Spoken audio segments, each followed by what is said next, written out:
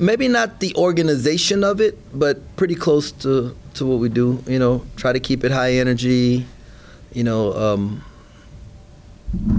you was here yesterday and day before, there was more contact.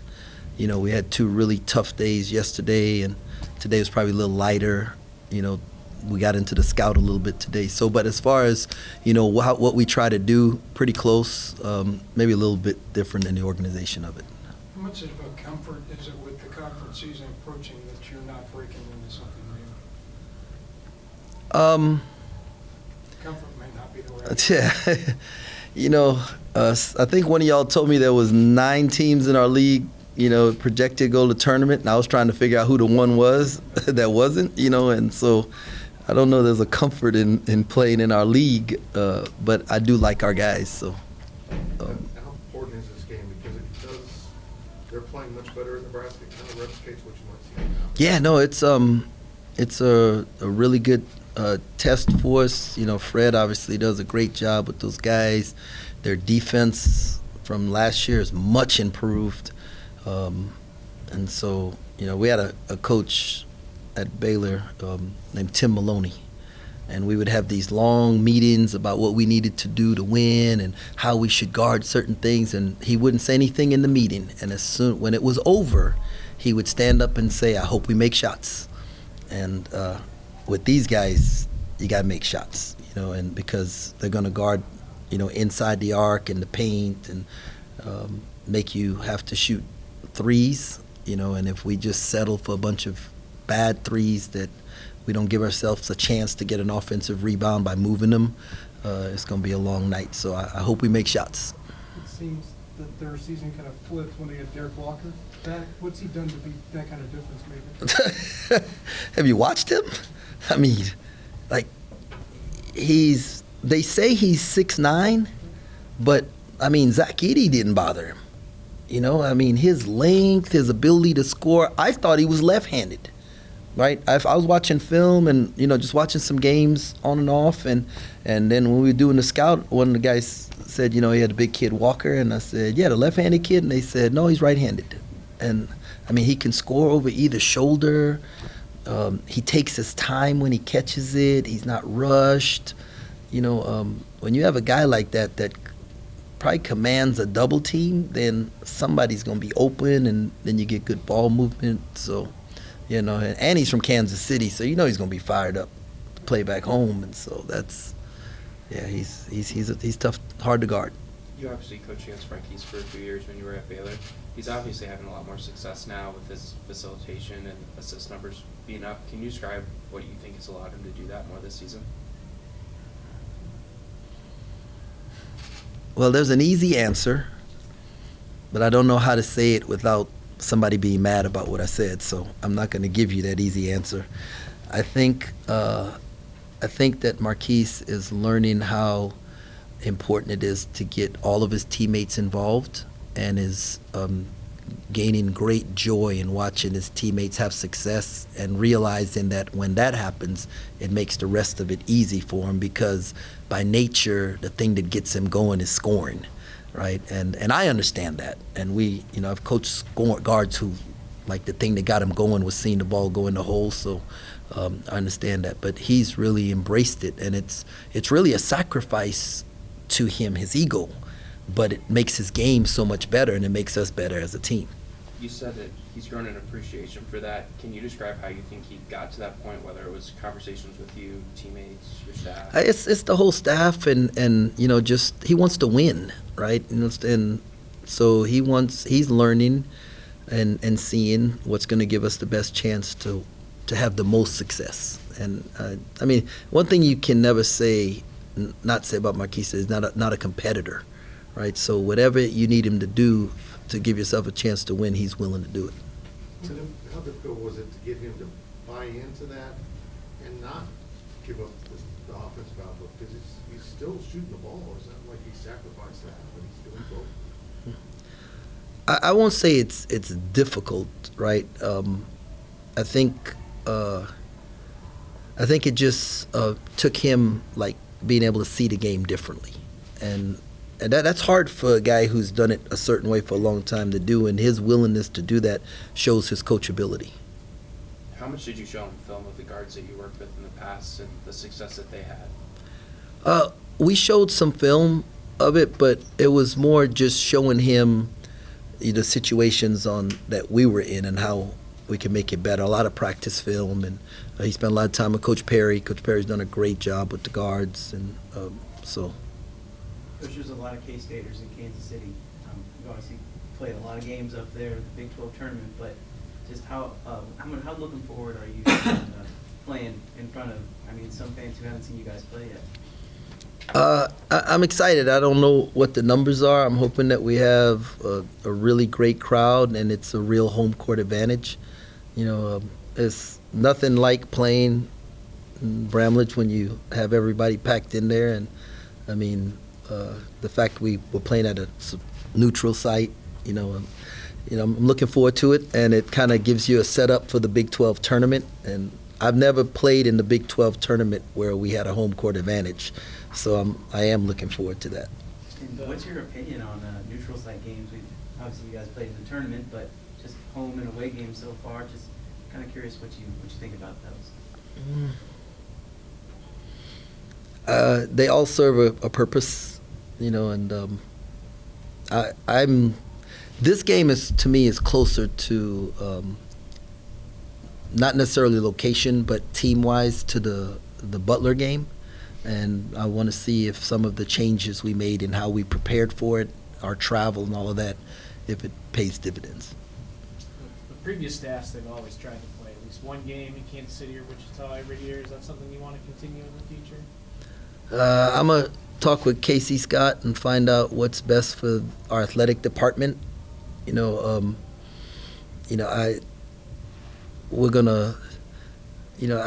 What I'd normally like to do is play neutral site games in areas that we recruit, and so that way we can use it as a carrot, for a kid. Hey, we're going to play in Dallas, or we're going to play in New Orleans, or we're going to play. So, I want to recruit the state if there's a kid here that can help us win, and so if that helps us in recruiting, then it's something I want to do.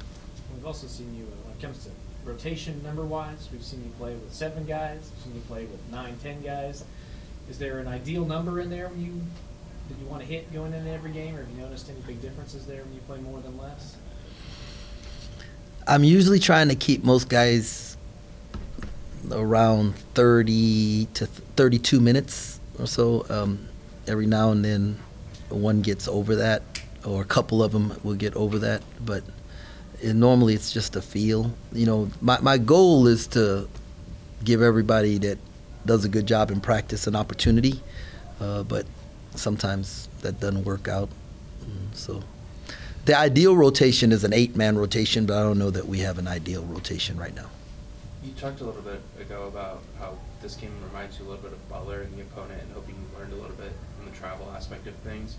What areas are you specifically trying to learn on and improve on? Because you're new to the head coaching gig and making all those decisions, right? But it's more about knowing your team, right, and what certain guys can handle and can't. So we did some things differently in practice, in preparation since the Butler game, and I think it's paid dividends. And now we're going to do some things a little differently in travel, and we'll see if that pays dividends. Before the season, you said Naquan, because he was a JUCO, sometimes it takes them to the conference late. Is he getting close to where you want him to be right now? Yeah, you know what he did? He started fast, right? I think he started a lot faster. He surprised me. I thought it would take a little bit longer, but I thought the early success made him relax, and then, teams had a scouting report, and his energy level wasn't the same. And he's an energy guy, and if he doesn't play with energy, he's not good enough, and so, but I felt like the last few games his energy has been high, and therefore his production has been high. So I'm hoping that he learned that and it continues to grow. He's kind of a natural scorer. He's got great instincts. As a guy who didn't play a lot of organized basketball until he got to junior college isn't known for defense. How hard has it been to teach him defense? I think by nature it's hard to get most guys to to play defense, the way they want to, the way we would want them to play. And so it's a work in progress. His length and his athleticism help make up for a lot of mistakes, though. So As David Gassan's not, I guess you'd say your typical five-man, but you feel like going into the conference that you can, that by playing that way, you can dictate to other teams, or do you think there's going to be times where you're going to have to maybe go with a more traditional post play? Well, the hope is always to make them adapt to you, but obviously there's going to be some times where they're making us adapt to them, and but both David and Quan at the 5, causes teams problems, and if we can cause them enough problems offensively and then still be able to defend and rebound, then they'll have to make the change. The fact that you do have a Naquan who's a taller guy also, does that maybe allow you a little more leeway? Well, I think they're both skilled guys. They can both dribble, they can pass, they can shoot. They've got the speed of a, guard type player.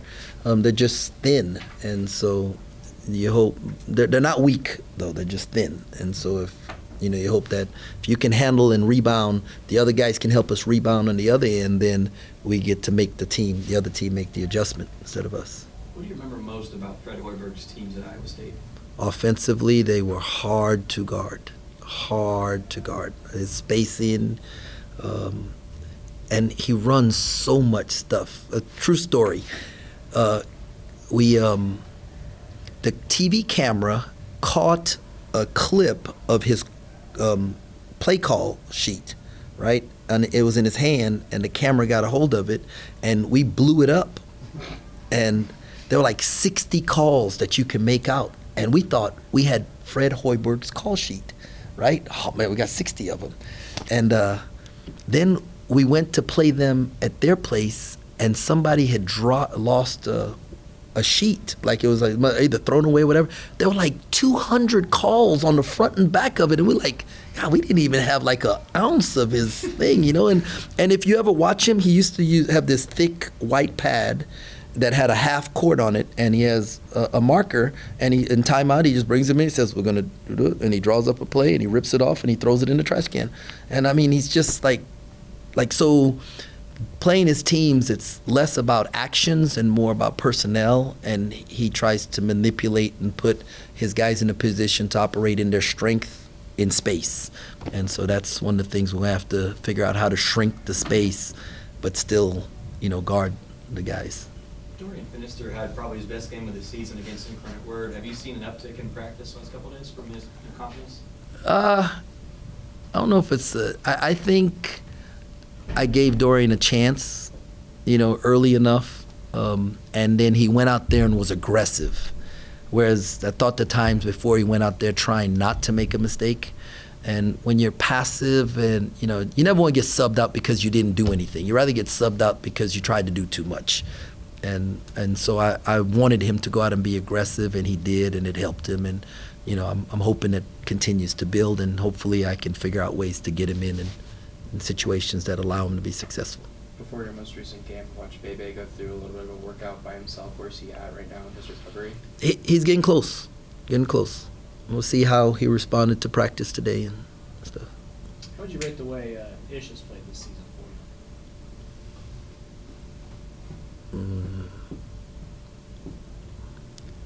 for you?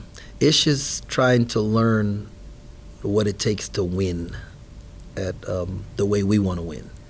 And so I think there's a battle, an inner battle with him, trying to figure out how that fits with who he is as a player and what has allowed him to have success in the past, as opposed to how we want to play and what we feel is going to allow us to have success moving forward. So, but we're working on it. When you've gotten stops, have you been able to establish the tempo you're looking for? Getting there. We're getting better at it, right? I feel like we are. I feel like we're like turning from defense to offense better, and we're getting out wide and running, and we're looking to pitch it ahead. So we're getting better at it and not turning it over as much. early on we was kicking it all over the place, and I think now we're having less turnovers when we have advantages, so it's allowing us to get more shots, better shots. You guys obviously have a game on Saturday and Wednesday. The guys go home for a little bit. What's the challenge of having to deal with the Christmas break, and then they come back, and then you got a game?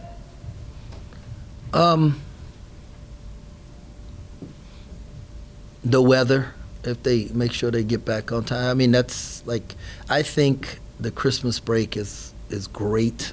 I used to before probably about 7 years ago, you'd hear about John Calipari's Christmas boot camp, especially when he was at Memphis, and the guys would stay, they would do 2-a-days. His teams improved the most during that time, all of that. And then I think about 7, 8 years ago, we started giving our guys 5 days off for Christmas at Baylor. And, I mean, we felt better. They felt better. It just, I'm telling you, it just made all the difference in the world. That's why I'm not married to a lot of things, but I'm married to playing Thanksgiving, multi-team events, and giving them 5 days off for Christmas. You mentioned turnovers a minute ago. It seems like the main culprit lately has been called for traveling. How do you go about fixing that? Well, we're going to just keep watching it, keep working on our footwork. It's a couple guys, right? It hadn't been the whole team. So there's a couple of dudes. I think David gets a little fast, right? He gets it, and that jab step, or he slides his pivot foot some, and so we've watched some film on that with him to show him just be a little bit more, nail that foot down. Then playing off of 2 feet in traffic, not coming to the 1-2 and then sliding that back foot. I think the refs are looking at those things, So we'll just keep working at it, and just keep getting a little bit better every day. But at least it's not. There were like 5 categories that we were struggling in. Now we're just, down to traveling, and so that helps us. A little bit earlier, you talked about pace of play and possessions. Where do you guys want to be in terms of a full 40 minutes and amount of possessions you guys have? Somewhere like between 70 and 72. I think that it was, but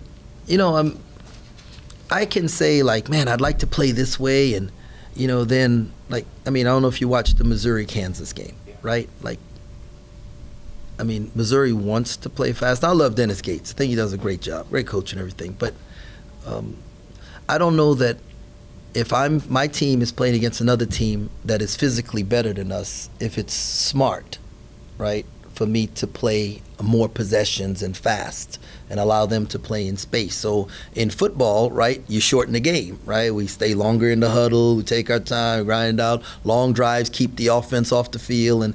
And I think as we move forward, we are not good enough yet where we make everybody adapt to us.